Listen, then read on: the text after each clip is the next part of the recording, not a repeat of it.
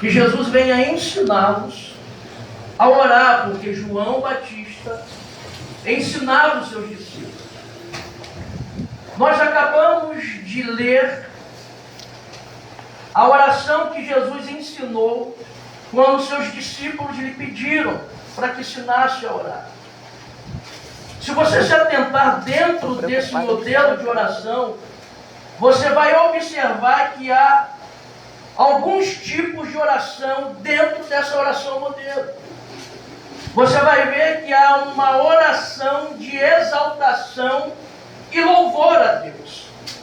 Porque ele diz assim: Pai nosso que estás no céu, pois teu é o reino, o poder, a honra e a glória. Isso é oração de exaltação e adoração a Deus dentro da oração modelo. Você vai observar que existe dentro da oração modelo a oração de petição: perdoa nossas dívidas, assim como nós temos perdoado a quem tem nos devido, e não nos deixe cair em tentação. Dentro da oração modelo nós temos a oração de petição, nós estamos pedindo a Deus. Você vai observar também que dentro da oração modelo existe a oração intercessória, aonde nós vamos estar intercedendo por alguém, tudo isso dentro de uma oração modelo.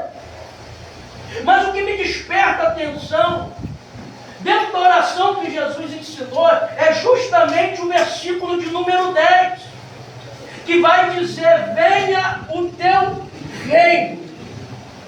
É bem verdade que João Batista, quando ele está batizando, ele vai dizer para que aqueles que estão vindo ao batismo, eles venham se arrepender, porque o reino de Deus já estava chegando. Quando João Batista vai ser preso, e Jesus vai dar início ao seu ministério, isso está registrado em Marcos capítulo 1, Jesus vai dizer: o tempo está cumprido e o reino já está próximo. Arrependei-vos e credes no Evangelho. Aleluia. Então o reino, Jesus veio para trazer entre nós. É bem verdade que nós não conseguimos ver esse reino, porque em Lucas capítulo de número 17, os fariseus vão perguntar para Jesus, porque Jesus sempre falou acerca desse reino. Se você ler as parábolas de Jesus ele vai estar dizendo: o reino de Deus é semelhante, o reino de Deus é comparado. Ele vem sempre falando acerca do reino, ao ponto dos fariseus religiosos da época dizer assim: mas aonde está esse reino que tanto tu falas? Jesus vai dizer: esse reino não está aqui, esse reino não vai estar lá, esse reino está dentro de vós e já está no meio de vós. É bem verdade que ninguém consegue, porque ele por enquanto é invisível, mas vai chegar um tempo, e o tempo é um milênio, onde todo olho vai ver esse reino manifesto sobre a face da terra. E Paulo vai dizer: olha, o reino de Deus não é comida, o reino de Deus não é bebida, mas a alegria, paz e gozo no Espírito. Glória. Pastor, então o que é esse reino de tanto Jesus falou e o Senhor está pregando nessa noite? O reino de Deus, quando você está invocando, quando você está dizendo: vem o teu reino, você está dizendo para Jesus: Jesus, eu quero estar debaixo do teu governo, eu quero que tu seja o meu rei, e eu quero estar debaixo do teu reinado. Ei, então quando você pede para estar debaixo desse reino e debaixo desse reinado, eu quero dizer uma coisa, como Paulo vai dizer: já não sou eu mais quem vivo, mas Cristo, Ele é quem vive em mim. Você não vai fazer mais a sua vontade, mas você vai ter que estar debaixo da vontade desse rei que trouxe esse reino para governar sobre a sua vida. Então eu quero dizer algo para você nessa noite: não é mais a tua vontade, Jesus. é como a oração está dizendo aqui: seja feita não a minha, mas a tua vontade. Aleluia. Eu volto a perguntar, quer estar debaixo da vontade de Deus? Quer estar ainda debaixo desse governo? Aleluia, Deus. Oh, glória. Então não é mais a tua vontade. Vai ser a vontade dele. Por quê? Porque agora a tua vida vai ter que estar alinhada com os propósitos dos céus. Porque está dizendo assim: venha o teu reino, seja feita a tua vontade, assim na terra como já está estabelecido nos céus. O que está estabelecido nos céus por Deus para a minha vida e para a tua vida vai ter que acontecer na terra, vai ter que ser manifesto na face da terra. Então, para que nós possamos estar alinhados com os propósitos dos céus, nós vamos precisar obedecer para que se cumpra o que os céus estabeleceu para a minha vida e para a sua vida. Aleluia. Aleluia. Não é a tua vontade. É como Jeremias capítulo de número 18, aonde Deus vai dizer para Jeremias: Jeremias, levanta-te e desce a casa do olheiro, porque ali eu vou falar contigo. Oh, glórias. Jeremias se levanta e ele vai descer a casa do olheiro. E quando ele chega na casa do olheiro, pastora Paula, Deus não fala nada por enquanto. O texto vai dizer que Jeremias está atento, missionária Cândida, a tudo o que está acontecendo dentro da olaria. Porque ele precisa estar ligado em tudo que está acontecendo, porque é nos mínimos detalhes que Deus vai falar com ele. Então ele não pode estar dentro da olaria desligado. Então quando ele desce para a olaria, ele vai ver que tem um homem sentado sobre rodas e que ele tem um barro na mão, que ele coloca sobre a roda e começa a rodar a roda e vai dando forma àquele barro até se tornar um vaso. Mas vai dizer que o vaso se quebra na mão do oleiro. Não é o oleiro que quebra o vaso, é o vaso que se quebra na mão do oleiro. Aí ele vai dizer: está atento, Jeremias, agora eu vou falar. Por acaso não posso eu fazer como fez esse oleiro com esse vaso? Glória a Deus. Aleluia. Observe que quem está dando a forma é o oleiro. O vaso vai sair em conformidade com aquilo que está na mente do oleiro. E todas as vezes que o oleiro quer trabalhar no vaso, e o vaso ele vem desobedecer ou vem recalcitrar, ele se quebra. Meu Deus, aleluia. Por que se quebra? Porque não quer estar debaixo da vontade do oleiro. Não quer estar sujeito à forma que o oleiro quer moldar no vaso. É por isso que toda hora está se quebrando. É por isso que toda hora está desanimado. É por isso que toda hora está cansado. É por isso que toda hora quer desistir, quer parar. Deixa o oleiro te colocar do jeito que ele quer. Porque a nossa vida, ela só faz sentido quando nós estamos no centro da vontade de Deus. Fora da vontade de Deus, a nossa vida não tem sentido. Aleluia, Jesus. Glória a Deus. Aleluia. Glória a Deus. Então nós temos que estar alinhados com os propósitos dos céus. E eu não sei se você já parou para perguntar ao Senhor: Senhor, quais são os teus propósitos na minha vida? Aleluia. Senhor, qual é a tua vontade na minha vida? Porque todos nós aqui nascemos por um propósito. E nós precisamos deixar aquele que é o dono do propósito realizar o propósito da nossa vida. Quando Jesus, ele vai de encontro a Saulo de Tarso, capítulo 9 de Atos, ele vai ter um encontro. Por quê? Porque Saulo de Tarso é perseguidor de igreja. Saulo de Tarso é aquele que prende e manda matar. Dá para ver que ele mandou e consentiu na morte do nosso irmão, o diácono Estevão. Só que quando ele pega as cartas das mãos do Sinédrio e vai em direção a Damasco, ele vai ter um encontro com o Senhor. Ele vai cair e uma luz resplandecente vai envolver. Ele vai ouvir uma voz dizendo: Saulo, Saulo, por que tu me persegues? Ele vai dizer assim: quem és tu, Senhor? Ele já levanta diferente do que ele caiu. Ele precisou cair para levantar diferente. Oh, glória a Jesus. Aleluia. Não sei se você está entendendo.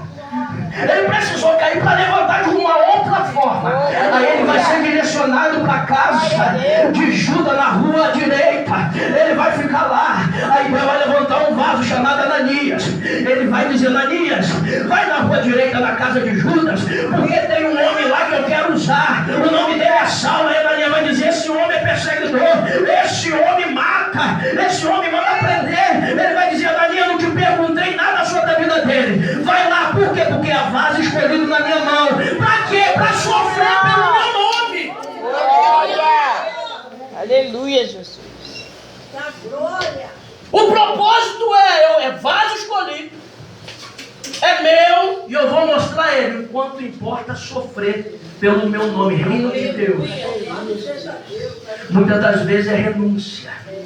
Reino de Deus muitas das vezes vai nos fazer sofrer.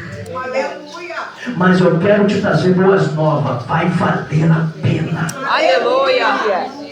Vai valer a pena. Vale a pena. Glória a Deus. No capítulo 16, missionária Regina, Paulo, ele vai chegar para Barnabé e vai dizer: Barnabé, o meu desejo é visitar as igrejas que nós já abrimos, para ver como é que estão os irmãos. Aí Barnabé vai dizer assim: vamos chamar João por nome de Marcos e vamos levar ele conosco. Aí Paulo vai dizer assim: não, ele já nos abandonou na primeira viagem. E houve uma contenda entre Paulo e Barnabé ao ponto deles se apartarem. Aí Paulo vai chamar Silas e vão com ele. O desejo de Paulo é visitar as igrejas que eles já abriram. Ele vai estar em determinado lugar. Aí ele vai dizer no texto que ele está querendo ir para esse lugar, perdão, e o Espírito do Senhor vai impedir dele ir para o lugar que ele estava querendo. Quem está impedindo não é o diabo. Quem está fechando as portas para Paulo ir para onde ele está querendo ir não é o diabo, é o próprio Deus, é o próprio Cristo. Porque o propósito dos céus, a vontade dos céus é outra para a vida de Paulo. Paulo está querendo uma coisa, mas os céus e os propósitos estão querendo outra. Então ele fecha as portas. Meu Deus, Deus. Oh, glória. Aí ele vai ter uma visão em Troade. A visão é de um varão macedônio dizendo assim: atravessa por lá de cá e vem nos ajudar. Paulo entende que é o Senhor impelindo ele de sair dos termos do Oriente e ir para o Ocidente. Por quê?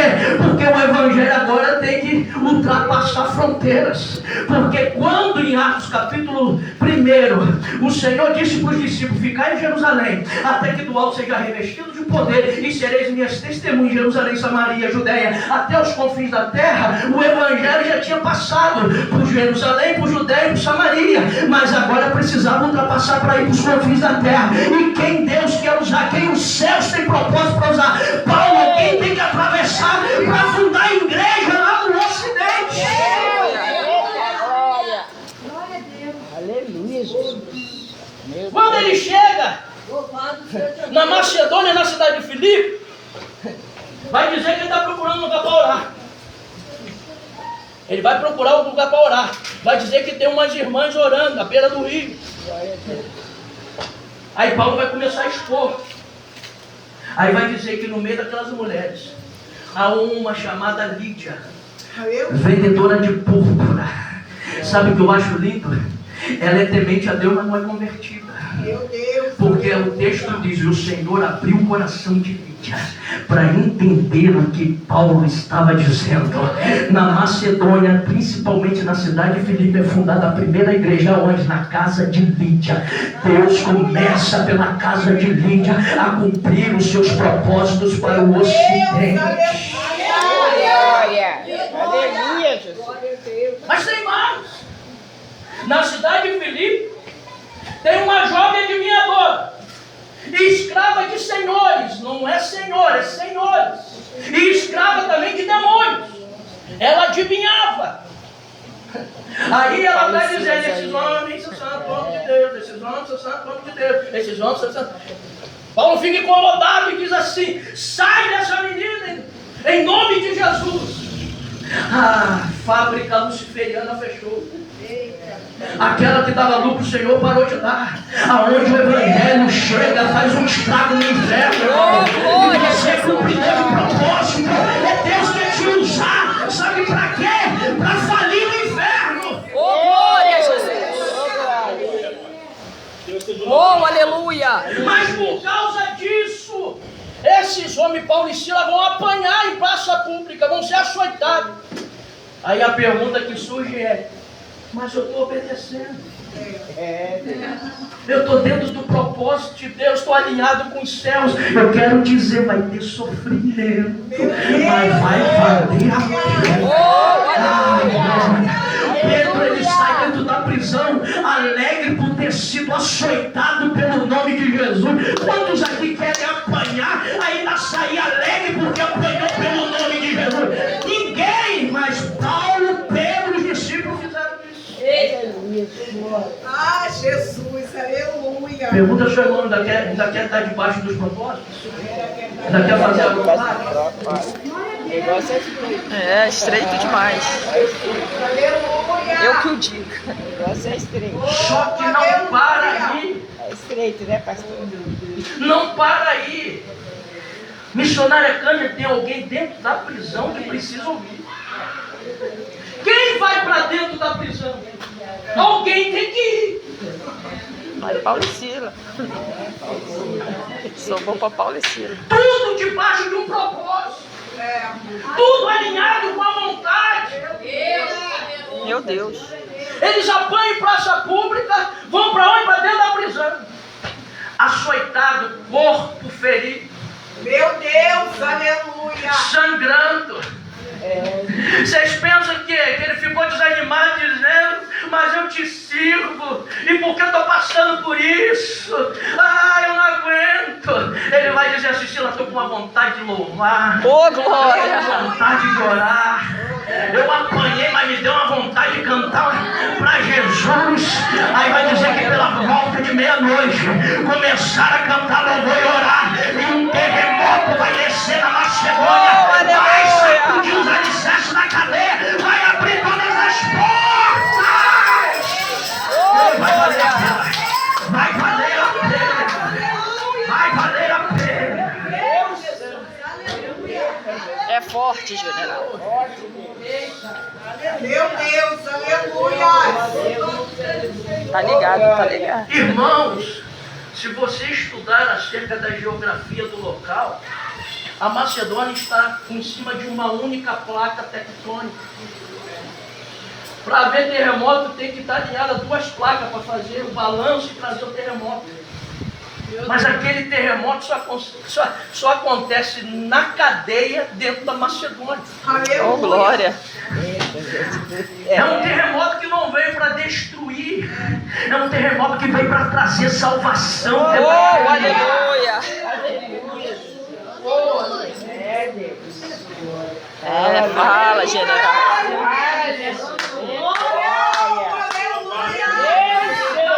Oh, general. Que vai se matar, mas Paulo está lá dentro dizendo, não faz isso não, está todo mundo aqui.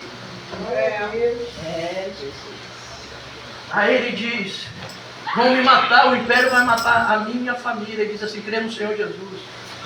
Oh, glória.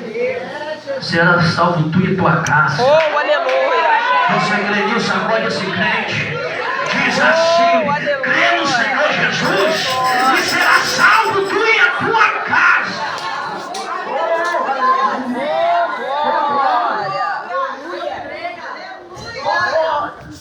Oh, aleluia, Jesus. Não para por aí não, quer fazer a vontade de Deus. Capítulo 21. É forte, Atos general. dos Apóstolos.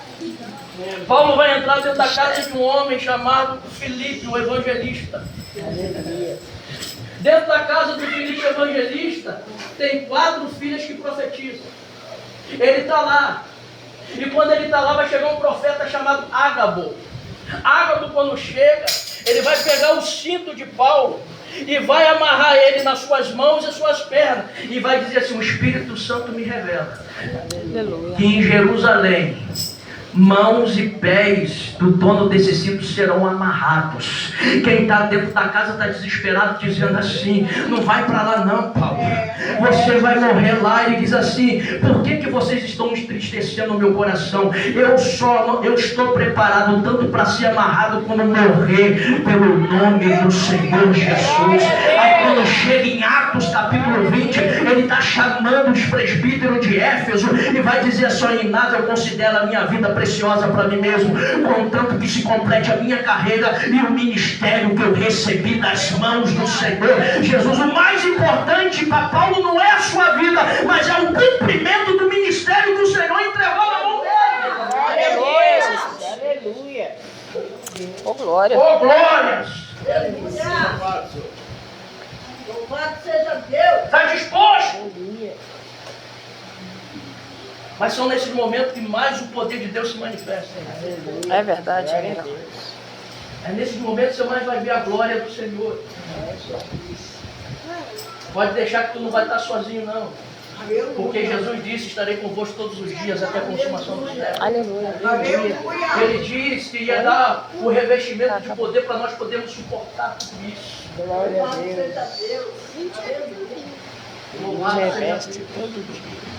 Mas quando chega na segunda carta, E nos reveste todo dia. ao seu filho na fé Timóteo, É forte. e olha que Timóteo não tinha uma fé fingida. A fé que Timóteo herda vem de herança de sua avó Lóide e de sua mãe Eunice. Ele está dentro da cadeia, já velho de idade, porque o império o prendeu. E quem o prendeu é Nero. Por quê? Porque tacaram fogo e a culpa caiu sobre os cristãos.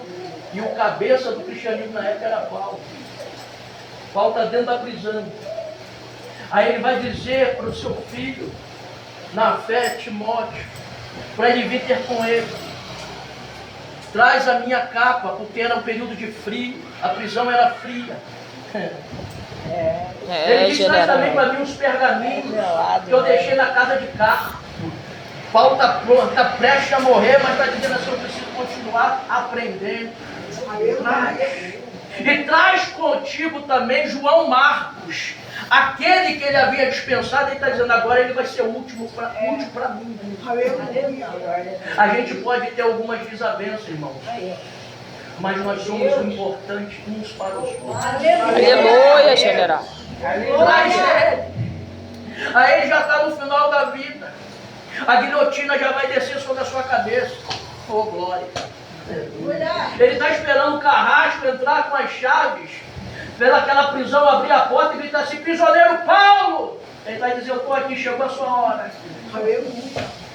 Aí ele vai dizer assim na carta: eu combati o bom combate. Oh, aleluia. Eu completei a minha carreira. Glória a Deus. E eu guardei a fé. Eu vou repetir: eu combati o bom combate. Eu completei a carreira. E eu consegui guardar a fé. Eu não me apostatei dela. Ainda nos momentos difíceis da minha vida, nos naufrágios, nos açoites, na fome, eu não me apostatei. Eu combati, eu cheguei no final. E eis que agora uma coroa de glória inacessível está me reservada, não só para mim, mas para todos aqueles que amam a vida do Senhor. Aleluia. Glória a Deus. Aleluia, Jesus. Nós precisamos entender qual é o propósito dos céus para a nossa vida. Aleluia. Precisamos estar alinhados com esse propósito. Precisamos Verdade. entender qual é a vontade de Deus para nós. Aleluia. Glória a Deus.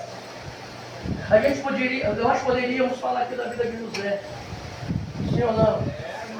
Mas quando se fala da vida de José, a maioria só quer falar quando José está sentado no trono. É verdade. Quando ele está governando o Egito. Mas ninguém quer falar que ele precisou ser caluniado pelos irmãos, traído pelos irmãos, vendido pelos irmãos. Ele precisou ser jogado dentro de uma cisterna, precisou ir para a casa de Potifar ser caluniado. dentro da casa de Potifar, ir para uma prisão, para Deus cumprir o sonho, porque os céus tinham um propósito na vida dele, mas era necessário passar por tudo aquilo. Sabe por que às vezes Deus não abre o leque da revelação completa da nossa vida? Porque nós não aguentaríamos e desistiríamos. É por isso que a revelação de Deus para nós é progressiva. Ele vai abrindo devagarzinho. Para quê? Para te fortalecer e você continuar caminhando. Te fortalecer e você continuar caminhando. Você vai chegar, se você estiver alinhado com os céus, debaixo da vontade de Deus, aonde Deus designou para que você chegue, para que o nome dele seja glorificado. Aleluia. Ah, eu posso, irmãos, e aqui a gente termina. Foi falado aqui da oração de Daniel. 21 dias foi a missionária Clarice falou. Irmãos, o texto, ele me dá a interpretação. A interpretação é, Daniel teve uma visão. Os céus deu uma visão, missionária Cândida, para Daniel. Só que Daniel não consegue entender a visão. E o que ele vai fazer? Eu preciso buscar a direção dos propósitos que o céu está tendo, porque eu não estou entendendo. Por ele não entender os propósitos dos céus e a vontade dos céus, ele vai orar e jejuar por 21 dias para ter resposta de uma visão que ele está tendo e não está conseguindo discernir o que os céus estão querendo. Eu não acho errado não, mas o propósito do jejum e da oração é para que a nossa vida esteja alinhada com os propósitos do céu. Muitas das vezes fazemos jejum e oração para conquistar alguma coisa. Não sou contra não, mas o principal objetivo e propósito do jejum e da oração é para que nós nos aproximemos dos propósitos. Oh, glória a Jesus. A pergunta é, você já fez essa pergunta para Deus em relação à tua vida?